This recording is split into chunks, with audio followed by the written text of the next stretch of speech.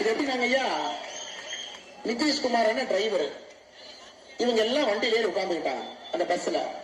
ஸ்டாலின் ஐயா, கருணாநிதி ஐயாவுடைய பையன், ராகுல் காந்தி ஐயா ராஜீவ் காந்தி ஐயா பையன், ஃபரூக் அப்துல்லா ஐயா பையன் உமர் அப்துல்லா, உத்தவ் தாக்கரே பாலாசாஹிப் தாக்கரே ஐயாவுடைய பையன் எல்லாம் ஏறி உட்கார்ந்துட்டாங்க. நிதிஷ்குமார் வண்டி ஓட்டிட்டு போயிட்டு இருந்தார். ஸ்டாலின் ஐயா சொல்ற வண்டி சூப்பரா போகுது, போன வாரம் வண்டி வேகமா போகுது, வண்டி செங்கோட்டையை நோக்கி போகுது. பஸ் நிறுத்திட்டு இறங்கி போயிட்டு பிஜேபியில் இறங்கிட்டார். இந்த வண்டி நமக்கு வராதுங்க, இந்த வண்டி திருப்பவும் இல்லை, இந்த வண்டி ஓட்டவும் இல்லை, நமக்கு இந்தி கூட்டணி வண்டி சரியா வராது. நேற்று பாரதிய ஜனதா கட்சியோடு மறுபடியும் இணைந்து பீகார்ல ஆட்சி அமைச்சிருக்காங்க.